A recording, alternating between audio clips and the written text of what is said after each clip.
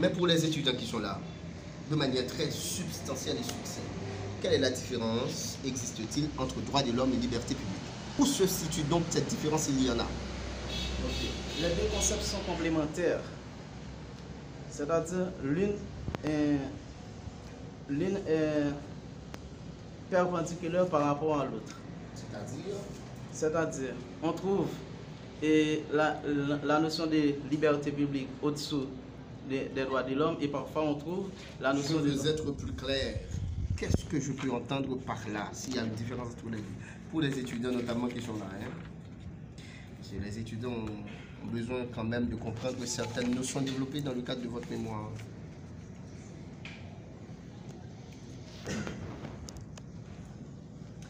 La différence fondamentale qui existe entre ces deux concepts, c'est que quand on parle des droits de l'homme, c'est une manière générale.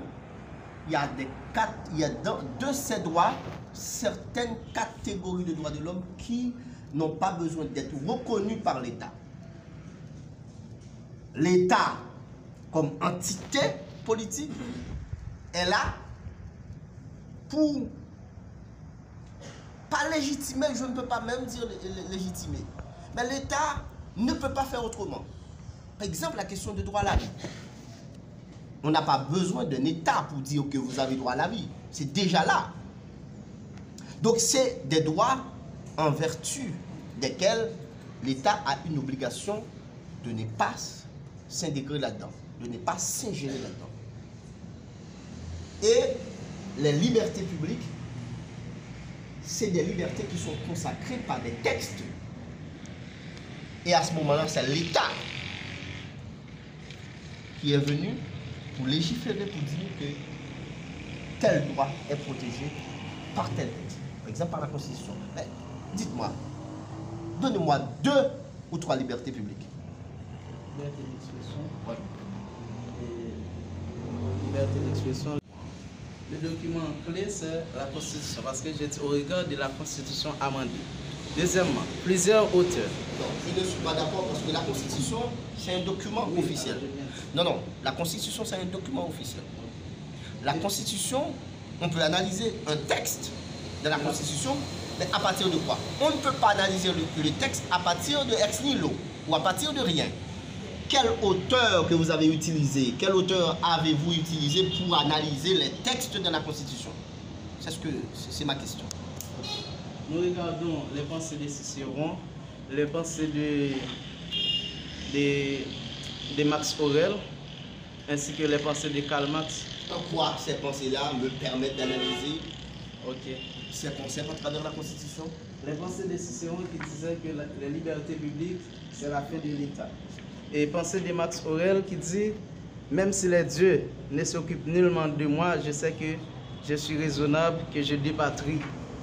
Moi, en tant que je suis Max Aurèle et le monde en tant que je suis haïtien. Ou encore je suis homme. Et que le seul bien, c'est ce qui est utile à ces deux patries.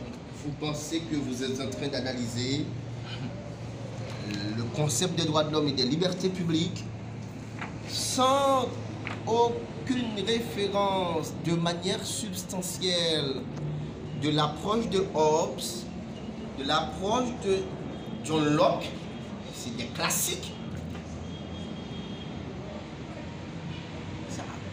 Parce qu'il y a, le travail a besoin d'être validé théoriquement. On appelle la validation théorique du travail. Parce que là, vous n'avez pas cité presque des auteurs classiques. C'est pourquoi je vous avais posé la question tout à l'heure. Et autrement, vous me donnez l'impression que vous n'avez pas forcé la réflexion à partir des auteurs. À telle enseigne, il n'y a presque pas de référence de bas de page. C'est une première explication que je suppose. Défendez-vous. Bien. Pour la référence de bas de page, je fais ça dans la bibliographie à travers les documents que j'ai consultés. Donc, c'est la raison pour laquelle je n'inclus pas les... Pour les deux.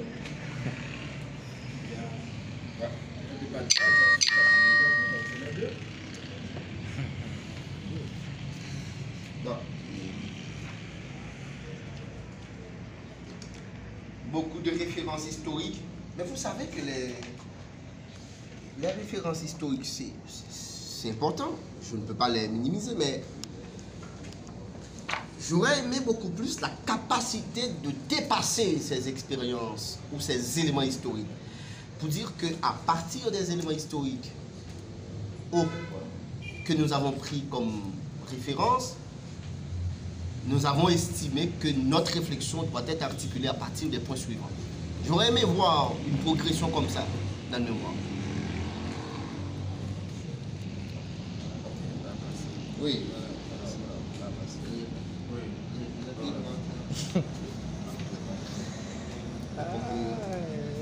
Et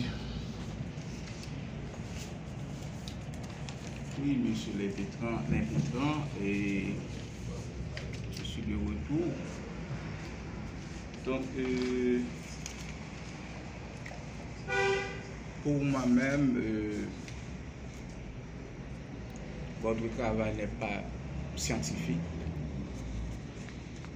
Il y a un ensemble de données que vous empilez dans l'introduction, pourtant qui pourrait vous aider à bâtir un très bon cadre théorique. Par exemple,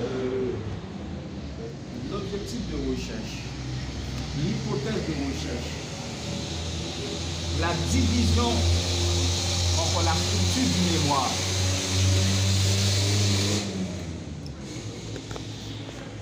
Qui devrait faire partie de l'introduction, finalement, ils font défaut.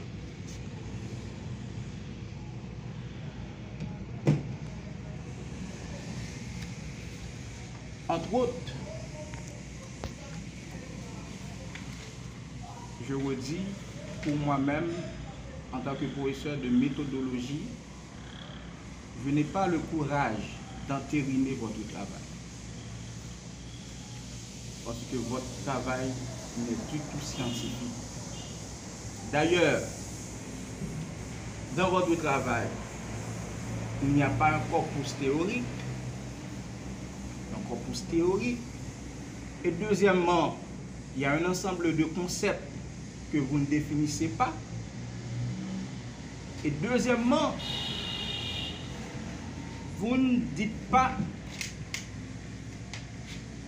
à travers encore